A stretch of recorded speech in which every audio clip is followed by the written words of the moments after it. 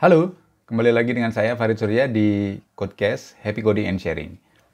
Kali ini saya akan berbagi dengan teman-teman semuanya tentang bagaimana caranya mengkoneksikan antara aplikasi Angular dengan database. Kemarin saya nemu satu aplikasi yang kelihatannya cukup bagus untuk mengelola API bagi aplikasi Angular kita. Namanya Strapi. Kita akan coba ulik apa itu Strapi dan bagaimana kita bisa mengimplementasikan Strapi di aplikasi Angular kita. Nah, saya sebenarnya dulu sudah pernah pakai Strapi, tapi belakangan ini saya tidak pakai Strapi karena saya banyak pakai Firebase ya untuk project-project saya. Nah, kali ini saya akan coba lagi bagaimana caranya menggunakan Strapi. Kita cari dulu Strapi itu seperti apa sebenarnya. Nah, ini dia.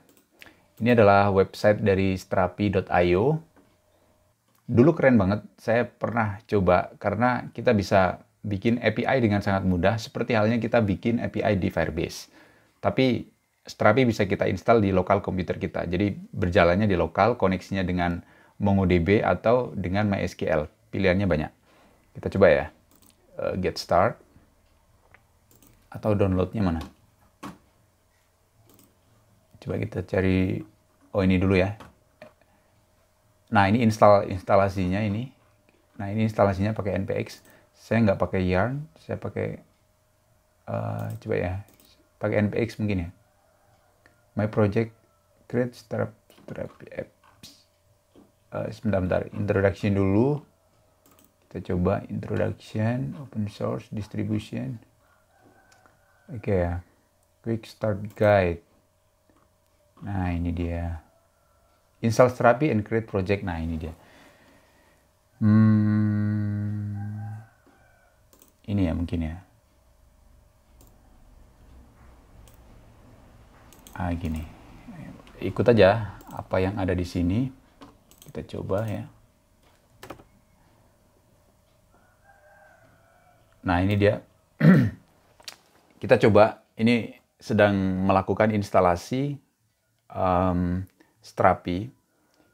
Jadi Strapi ini apa namanya? Dia bisa berjalan di lokal server kita, kemudian kita bisa memilih database yang nanti akan kita gunakan. Biasanya disediakan kalau dulu MongoDB sama MySQL. Keren sekali. Nah, yang saya suka dari Strapi ini dulu, kita tidak perlu melakukan pemrograman di sisi backend ya. Bagi saya yang jarang mengelola backend, saya seringnya di front end ya.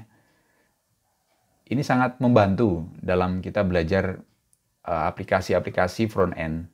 Jadi akan sangat keren sekali nanti. Di beberapa topik-topik di Angular di YouTube saya itu banyak yang bertanya tentang bagaimana caranya mengkoneksikan aplikasi Angular kita dengan database. Nah, ini saya akan coba demonstrasikan menggunakan Strapi untuk melakukan koneksi aplikasi Angular kita dengan database. Kita coba ya. Selain Strapi sebenarnya ada lagi aplikasi-aplikasi lain ya yang bisa kita gunakan kalau tujuannya hanya untuk mockup ya. Jadi melakukan demonstrasi aplikasi kita, bisa juga dipakai namanya mockup data atau apa ya, kelihatannya mockup API. Dulu pernah saya coba juga. Nah nih mock API ya, mock API.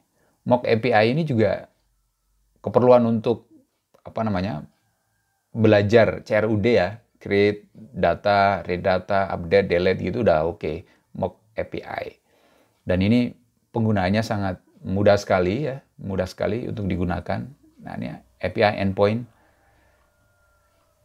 post, like, ini mirip seperti polanya Firebase real-time database. Ya, real-time database punya Firebase. Jadi strukturnya dia struktur JSON gini, ya, struktur JSON dan editable. Jadi mirip sekali dengan real-time database punya Firebase. Kalau teman-teman eksplorasi silahkan itu ya, mockup API. Saya akan eksplorasi nanti aja untuk mockup API. Sekarang saya akan coba dulu Strapi. Instalasinya agak lama, jadi kita tunggu dulu sampai instalasinya berhasil selesai. Oke teman-teman, instalasi Strapi kita sudah selesai nampaknya. Kita akan mencoba Strapi ini menggunakan REST client dari Chrome dulu ya, sebelum kita implementasikan di aplikasi Angular. Nah, kita coba dulu jalankan aplikasi Strapi kita. Tadi saya install di folder My Project ya. Ini adalah folder project dari Strapi ya. Kita akan menjalankan servernya terlebih dahulu dengan cara npm run develop. Nah, gini ya. npm run develop. Nah, dia akan menjalankan server dari Strapi-nya itu. Kemudian kita akan diarahkan ke localhost 1337. Localhost 1337. Nah, ini. Biasanya ketika kita baru masuk ke halaman admin dari Strapi ini, nanti akan diminta untuk melakukan pengisian akses masuk untuk administrator. Nah, tadi saya sudah melakukan proses itu, jadi saya tinggal login aja ke adminnya. Oke, ini adalah tampilan dashboard dari Strapi ya, dari Strapi. Nah, kita akan melakukan pemeriksaan dulu, coba-coba dulu ya, coba-coba dulu untuk user ya. User ini adalah koleksi yang default diberikan oleh Strapi. Jadi kita akan mengulik dulu koleksi yang sudah diberikan oleh Strapi. Misalnya gini ya, kita bikin user dulu. Misalnya user 1 gmail.com gitu misalnya ya. Passwordnya misalnya 123456778 misalnya gitu biar gampang. Confirm-nya kita on kan, block-nya kita off kan. Oke ya, kita simpan. Oke, kita simpan di sini. Udah selesai. Role-nya di sini adalah authenticated ya. Authenticated role-nya. Kita coba dulu. Oke ya. Nah, sekarang kita akan coba untuk login, tapi tidak menggunakan Angular dulu. Kita pakai dulu aplikasi dari Chrome Extension untuk melakukan pemeriksaan API. Saya pakai Talent API Tester ini. Pakai Postman juga boleh, atau pakai command line juga boleh, tapi saya akan pakai ini untuk lebih gampangnya ya. Nah, yang pertama begini, URL untuk melakukan login itu ada di localhost 1337. Ini adalah server dari Strapi-nya yang sudah di-build. Kemudian out lokal ya. Ini. Kemudian metodenya adalah post. Oke ya, itu untuk melakukan login. Kemudian bagian yang kedua yang perlu kita setting adalah data yang akan kita kirimkan. Nah, data yang kita kirimkan itu menggunakan identifier, kemudian pakai password. Identifiernya adalah user1 gmail.com, kemudian passwordnya 123456778. Kita coba kirim. Oke ya, kita cek. Nah, ini dia. Ini adalah hasil dari respon yang diberikan oleh Strapi ketika kita melakukan login. Dia memberikan data dalam format JSON yang memiliki dua atribut, yaitu JWT dan user. Oke ya. Nah, sebenarnya kita hanya memerlukan JWT saja untuk kita kirimkan beserta dengan header authentication ya, untuk memperoleh hak autentikasi dari Strapi atau dari server. Itu prinsip dasarnya, dan kita akan coba implementasikan itu di dalam aplikasi Angular yang sudah kita miliki bersama-sama dari video saya belajar Angular seri 1 sampai dengan 9. Nah, jadi teman-teman yang belum mengikuti seri pembelajaran Angular di kanal YouTube saya dari seri 1 sampai seri 9, silahkan ikuti dulu dari seri 1 sampai 9 sehingga kita punya satu aplikasi Angular yang bisa kita terapkan untuk mengkonversi database API dari API yang sudah saya sediakan secara default di server saya. Kemudian kita bisa mengimplementasikannya di server lokal milik kita sendiri. Nah, jadi ini akan asik sekali sehingga teman-teman bisa nanti dapat melakukan pengembangan aplikasi sesuai dengan keinginan dari teman-teman semuanya. Yang perlu teman-teman lakukan adalah melakukan sedikit pembaruan dari file api.service.ts. Oke ya. Nah, pembaruannya ada di sini. Jadi Ini saya copy, kemudian saya komen satu ya di atas agar backupnya ada. Nah, ini HTTP kita isi dengan server dari Strapi-nya ya. Ini localhost 1337. Oke ya, sorry. Di sini. Nah, ini base servernya adalah localhost 1337. Oke ya. Oke, kita simpan dulu. Yang kedua adalah melakukan pengaturan di get token-nya ini ya, get token ini. Ini atribut yang dipakai di server saya yang api.sunhouse.co.id adalah token. Nah, sementara yang digunakan di dalam Strapi itu atributnya adalah JWT. Oke ya, untuk ngambil apa namanya tokennya. Oleh sebab itu, saya akan ganti ini menjadi JWT. Nah, sekarang kita akan tangani dulu bagian login. Login itu sudah dikirimkan email dan password.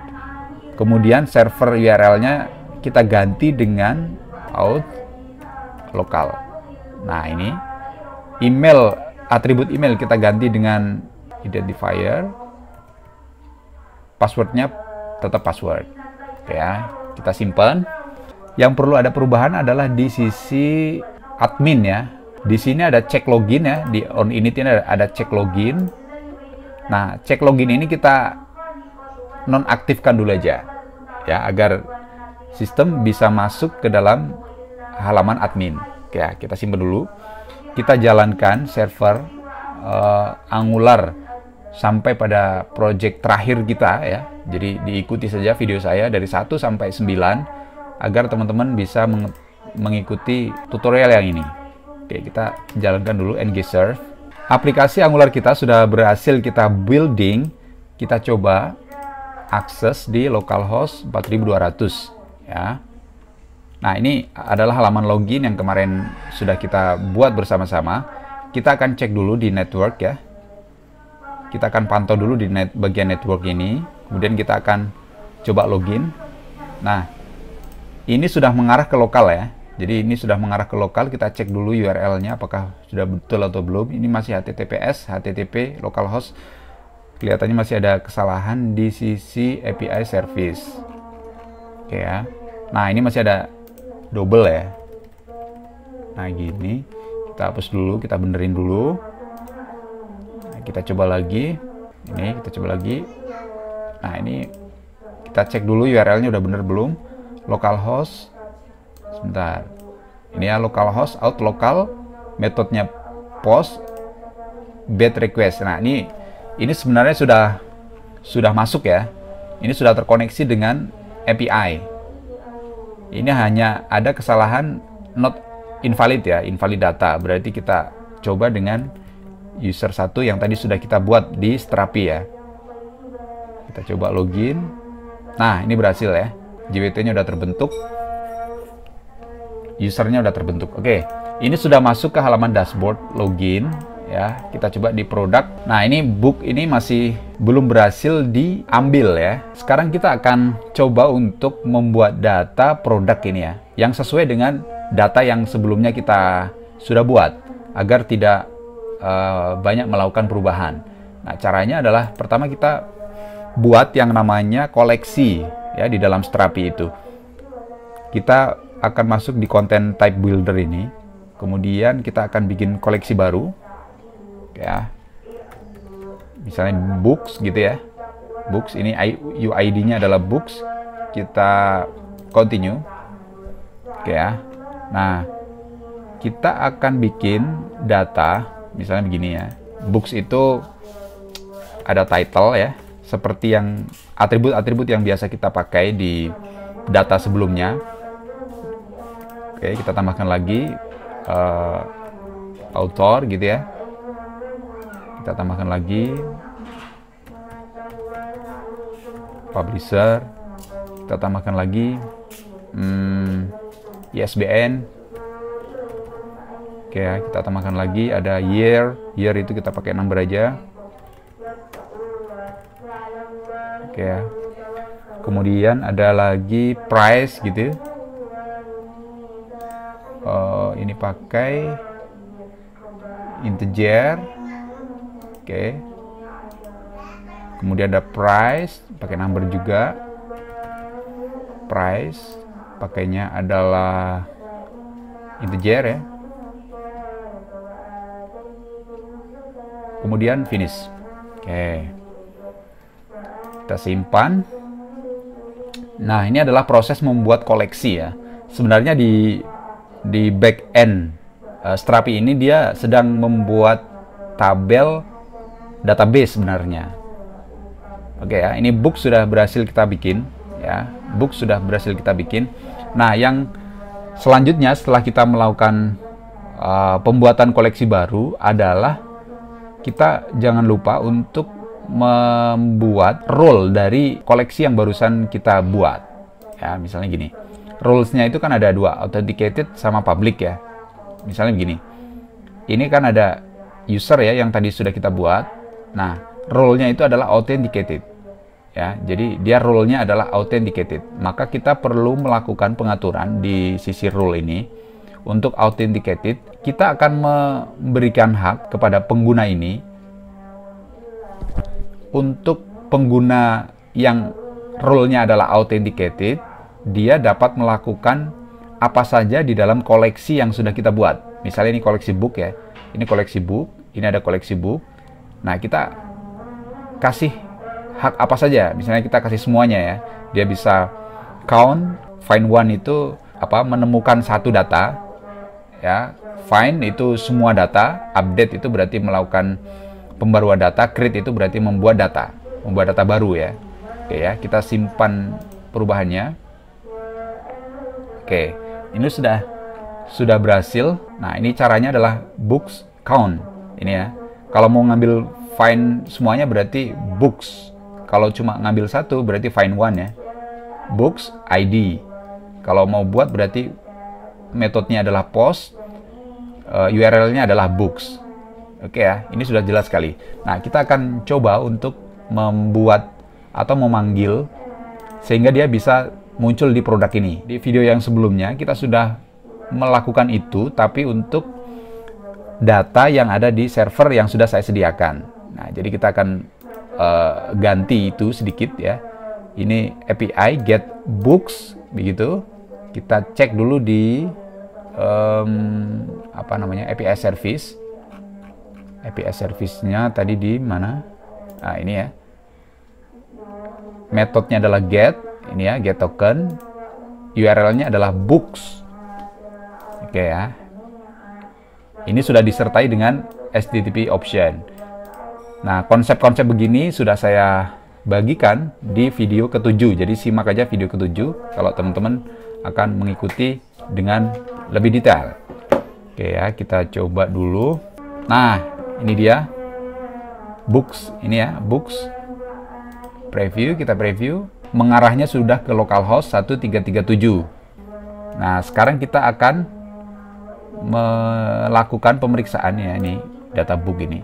Nah, ini kan sudah ada buku saya, publish dan seterusnya ya. Kita coba bikin satu buku lagi, misalnya Angular untuk pemula. Kita coba save. Oke ya, kita coba publish. Nah, ini sudah publish. Kita coba. Nah, ini udah ada dua buku ya, ada dua data. Ini datanya udah ada semuanya ini ya. Penerbitnya, tahunnya, ISBN-nya dan sebagainya udah seperti data yang saya sediakan di API sebelumnya. Oke ya. Nah, ini get sudah berhasil. Nah, sekarang kita akan coba untuk penambahan buku baru. Ya, ini tambah. Kita akan coba tambah data baru. Dan data itu nanti akan tersimpan di dalam API Strapi API yang baru saja kita buat ya. Nah, kita coba membuat data baru itu ada di product detail, save data. Nah, ini save data. Postnya adalah kita ganti book saja. Ya, ini books. Oke ya, postnya kita ganti books. Nah, oke. Ini Nah, kita edit di API service di post. Ya, postnya ini, datanya ini, oke ya, datanya sudah beres. Oke, ini udah beres semuanya nih kelihatannya. Kita coba ya, tambah produk baru. Jangan lupa untuk memeriksa, kita tampilkan networknya ya. Networknya kita tampilkan, misalnya judul Angular 10. Oke ya, kita simpan. Oke, tidak dapat menyimpan data. Kita cek dulu ya. Kita cek dulu apa yang ada yang salah di sini. Ternyata kesalahannya adalah di URL-nya ya. Ada di product detail. Ini ya, books. Nah, saya kurang nulis S. Ya, kita coba lagi. Kita coba lagi. Untuk melakukan posting data. Oke ya, simpen. Nah, ini dia. Oke ya. Nah, ini udah beres ini. Nah, ini udah beres. Oke, posting udah beres. Nah, sekarang kita akan edit ya, edit. Jadi put edit itu ada di kita setting, kita cek dulu. Edit itu adalah find one, update ya. Update berarti metodenya put, URL-nya books disertai dengan ID. Ini udah cocok sebenarnya ini. Books ini ya. Ini udah dikasih ID. Ini udah langsung pakai, udah bisa ini. Kita coba ya. Kita coba yang belum ada penerbitnya, kita coba untuk kasih penerbit. ISBN-nya belum, kita coba kasih ISBN, harganya belum. Oke ya. Kita munculkan dulu networknya biar responnya terlihat jelas. Simpan. Preview. No content option, berarti di sini ya mungkin. Preview, oke. Ini put ya. Oke. Ini putnya udah beres. Nah, delete-nya itu pakai sama ya, delete ID sama aja, berarti udah langsung bisa dipakai. Ini bisa langsung dipakai ini. Coba ya, misalnya ini yang data keempat saya delete. Udah oke. Oh, belum berhasil menghapus data ya. Kita coba dulu. Oh, belum berhasil menghapus data ini. Coba dulu ya. Oh, ini masih gagal ya. Metode tidak diizinkan. Oh, ininya masih books without ya. Maka kita edit dulu di produk di produk ya, product.ts untuk edit delete ya, delete, fungsi delete books. Ada di produk komponen kelihatannya. Product detail. Nah, ini delete product. Ini masih ke delete without. Nah, gini aja ya. Oke, kita hapus. Kita simpan di sini. Oke, kita coba lagi untuk menghapus file. Oh, ini udah delete. Option. Delete, oke. Previewnya, oke. Dah. Oke, udah beres. Semuanya udah beres. Ini datanya udah sinkron dengan apa yang ada di database. Database-nya kita ada di sini ya. Database kita ada di sini. Nah, itu dia penggunaan Strapi untuk aplikasi Angular. Ini keren sekali, Strapi ya, Strapi. Nanti akan saya bagikan lagi, explore lagi untuk keperluan-keperluan yang lainnya. Misalnya bagaimana sih caranya nanti kalau misalnya aplikasi Strapi ini akan kita deploy di server kita gitu ya, dan lain sebagainya. Nanti kan kita explore lagi karena ini cukup keren ya untuk skala development aplikasi kecil-kecilan gitu. Ini sudah sangat oke sekali, apalagi untuk teman-teman yang masih dalam tahap belajar. Ini oke sekali untuk kita terapkan sebagai aplikasi yang kita akan publikasikan atau aplikasi-aplikasi yang akan kita buat. Angular, Strapi, kombinasi yang luar biasa. Oke, tonton terus channel saya di Farid Surya. Tetap happy coding, happy sharing. Jangan lupa bahagia.